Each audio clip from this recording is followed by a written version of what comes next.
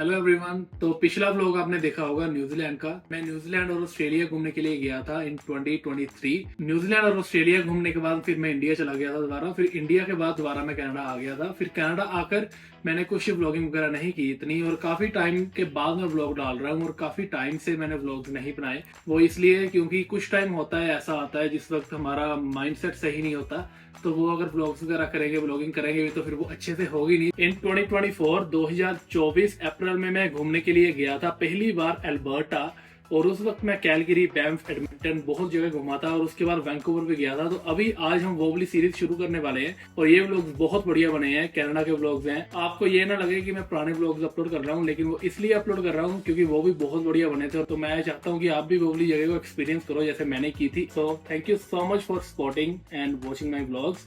I hope आपको ये वाला व्लॉग भी बढ़िया लगेगा। हेलो एवरीवन, टुडे इज 6 अप्रैल 2024 और आज शनिवार का दिन है और सुबह के 6 बज रहे हैं और मैं बैठा हुआ Tim Horton at Halifax Stanfield airport. तो अब देख रहे होंगे मैं एयरपोर्ट पर क्या कर रहा हूँ। तो एक बार फिर से हमारी ट्रिप शुरू होने वाली है। तो पिछली जो सीरीज रही है हमारी काफ़ी बढ़िया रही है। Abu Dhabi, Dubai, New Zealand, Australia सारी जगह घूमकर फिर मैं कनाडा वापस आया था, और अब एक बार फिर से हमारा ट्रैवल शुरू होने वाला है। लेकिन इस बार ये जो हमारा ट्रैवल है दिस इज़ इनसाइड कनाडा, मतलब लोकल ट्रैवल है ये। तो एक बार फिर से बहुत बहुत थैंक यू जिसने भी सपोर्ट किया वो वाली सीरीज़ को। व्यूज़ काफ़ी कम आए, लेकिन फिर भी जिसने भी देखी थैंक यू सो मच। और आज हम जा रहे हैं हैलिफैक्स टू एडमिंटन, और हमारी फ़्लाइट काफ़ी लंबी होने वाली है। लेकिन ये फ़्लाइट शुरू करने से पहले थोड़ा सा हम बैक इन टाइम चलते हैं और आपको दिखाता हूँ कि कल क्या क्या हुआ, कैसे मैंने पैकिंग की। Anyways, welcome back to Canada vlog. ये नया है, मेक श्योर चैनल को सब्सक्राइब करना, वीडियो को लाइक करना, कमेंट करना कैसे लगी video. Let's start this beautiful morning with this beautiful vlog. So guys, परसों सुबह निकल रहा हूँ यहाँ से अल्बर्टा जाने के लिए, और आज आया हूँ हेयर कट करवाने के लिए। और आप मानोगे नहीं, गर्मियाँ शुरू हुई हैं, लेकिन फिर भी देखो स्नो हो रही है, आपको दिख रहा होगा बाहर। अभी कुछ ही दिन पहले 15 डिग्री टेम्परेचर था, अभी देखो बाहर क्या हालत है। अरे भाई, हालत खराब हो रही है। देखो तूफान आया था स्नो का, अभी तो फिर भी ठीक है। अपना हेयर कट करवाते हैं और फिर तैयारी करते हैं जाने की अल्बर्टा। ओके, तो अभी बस अपनी पैकिंग शुरू कर रहा हूँ, और हमारे पास 2-3 ऑप्शंस है। तो ये है चेक बैग, इसको कहते हैं चेक बैग। इस बार मैं ये वाला बैग नहीं लेकर जा रहा चेक बैग, इसमें 23 kg आता है, क्योंकि लोकल ट्रैवल कर रहा हूँ बस कनाडा के अंदर सिर्फ लेकर जा रहा हूँ कैरी ऑन बैग। तो ये जो पीछे पड़ा हुआ है this is the soul guard. तो ये काफी प्रीमियम सा बैग है। इनका सबसे बढ़िया फायदा क्या है कि ये वाली चीज को बाहर निकालो, लैपटॉप बैग के पीछे ये ऐसे ये वाली चीज लगी हुई है, इसको फंसा दो इसके ऊपर, तो एयरपोर्ट के ऊपर आपको कहीं भी अपना लैपटॉप बैग तक भी उठाने की जरूरत नहीं पड़ती। ओके, तो 5:09 हो गए हैं, अगले दिन के जाने के लिए रेडी हूँ। ये वाला पैक है बैग, अपना लैपटॉप बैग पैक है, तो इतना ही सामान लेकर जा रहा हूँ, और साथ में ये वाली जैकेट। और अभी उबर करवानी है बस, क्योंकि 7 बजे की फ़्लाइट है। देखते हैं कि आगे कैसा रहता है हमारा सफ़र यहाँ से एडमिंटन तक का। लो जी, उबर आ गई है अपनी सुबह सुबह, और हाँ भाई अपना ही बंदा है, और बैग हम लेकर आ गए हैं नीचे।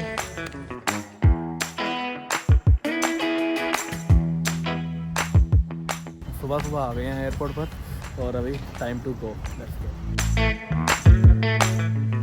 लगी रात देखने में कि सुबह का वक्त है, इतनी भीड़ भी नहीं है, लेकिन थोड़े से लोग तो हैं। एयरपोर्ट के हिसाब से ना काफ़ी भीड़ है यहाँ पर, क्योंकि यहाँ पर मोस्टली इतनी भीड़ नहीं होती हैलिफैक्स एयरपोर्ट पर। ओके, तो अभी टिम हॉर्टन पर बैठे हैं, और अभी मैंने खाने के लिए लिया है, बस अपना ब्रेकफास्ट लेकर हटे हैं। हमें 6:19 हो गए हैं। कॉफ़ी लिया है, और उसके साथ साथ मैंने लिया है फार्मर्स रैप। यहाँ से हैलिफैक्स टू एडमिंटन की जो फ्लाइट है वो 5.5 घंटे की है। अब इसको खाने के बाद अब चलते हैं अपने गेट की तरफ। हमारी सिक्योरिटी वगैरह हो गई है सारी। सिक्योरिटी का अब ऐसा सीन होता है यहाँ पर कि अगर आप चाहते हो ना कि आपको लाइन पर आकर वेट ना करना पड़े, स्लॉट बुक कर सकते हो कि आप इतने बजे यहाँ पर पहुँच जाओगे। लेट्स से कि आप करते हो स्लॉट बुक 5:45 का, एक्सप्रेस लेन में आप जाओगे, और वो आपकी सिक्योरिटी करके आपको अंदर जाने देंगे। हमने वही स्लॉट बुक किया था, लेकिन उसका मुझे कुछ खास फ़ायदा हुआ नहीं, क्योंकि कोई सिक्योरिटी पर भीड़ ही नहीं थी, तो सभी इमीडिएटली निकल रहे थे। कि तो अपने गेट की तरफ पहुंच चुका हूं, और फ्लाइट है अपनी 7:15 की, और 6:50 होने लगे हैं। Canada is the second largest country in the world. इतनी बड़ी कंट्री है ना कि यहाँ से एक एंड से दूसरे एंड में जाने में इतना ज़्यादा टाइम लगता है। देखो आप, अगर आपने इंडिया से दुबई जाना हो तो कितने घंटे की फ़्लाइट है? दिल्ली टू दुबई की जो फ़्लाइट है 3 घंटे की है, 3.5 घंटे की मैक्सिमम इतनी है। और यहाँ से हैलिफैक्स से एडमिंटन की जो फ़्लाइट है ना वो है 5.5 घंटे की। लेकिन हमें निकल रहे हैं यहाँ से 7:15 बजे, और वहाँ पर हम पहुँच जाएंगे 9:30 बजे। लेकिन कैसे?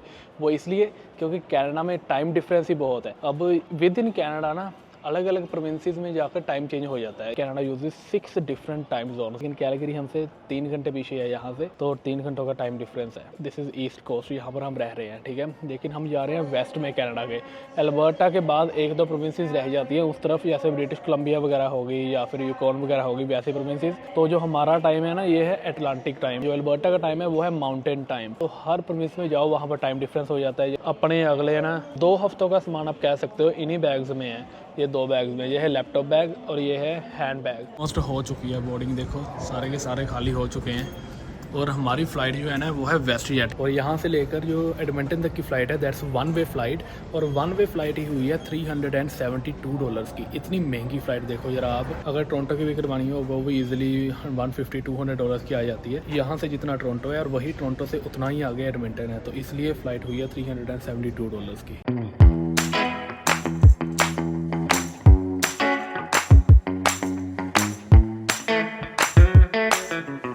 ओके, सो फाइनली लैंड कर चुके हैं एडमिंटन में। 9:30 बजे हम पता नहीं लैंड कर गए थे और अभी 10:30 हो रहे हैं। वॉशरूम वगैरह गया आकर, और मैंने ना पहले यहाँ पर आने से पहले कुछ अपने फ्रेंड से बात की थी। सभी ने मुझे यही कहा था कि यार एडमिंटन का तो एयरपोर्ट ही बहुत छोटा सा है, यहाँ पर आकर देखना कितना छोटा लगता है तो ये एयरपोर्ट। लेकिन मुझे लगता है कि उन्होंने वो वाला एयरपोर्ट नहीं देखा जहाँ पर मैं रहता हूँ, हैलिफैक्स का एयरपोर्ट यहाँ से भी बहुत ज़्यादा छोटा है, और ये एयरपोर्ट तो मुझे बहुत बढ़िया लगा। काफ़ी ज़्यादा बिजी एयरपोर्ट है और काफ़ी कुछ बना हुआ है, पीछे इतने सारे लाउंजेस वगैरह थे। यहाँ पर आते ही मुझे इंडियन का नाम भी देख गया, अमरीक.ca, रियल एस्टेट इन्वेस्टिंग। देखो तो इससे पता चल रहा है कि हाँ यहाँ पर भी अपने इंडियंस काफ़ी है, खास करके पंजाबी। उनके नाम की यहाँ पर पार्क्स भी बनी हुई है। खुद हैरान हो गया था देखकर कि इतनी ज़्यादा यहाँ पर मतलब इंडियंस कितने टाइम पहले के आए हुए हैं।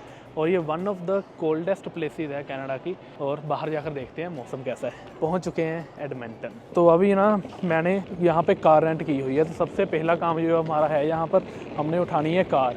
ये मैं पहले इस वाले टर्मिनल में था, मे बी ये यहाँ पर टर्मिनल या फिर बिल्डिंग चेंज होती है, तो हमें सामने वाले बिल्डिंग में जाना पड़ेगा कार उठाने के लिए। लिखा हुआ ना यहाँ पर सारी की सारी कार रेंटल कंपनीज वो इसी तरफ है।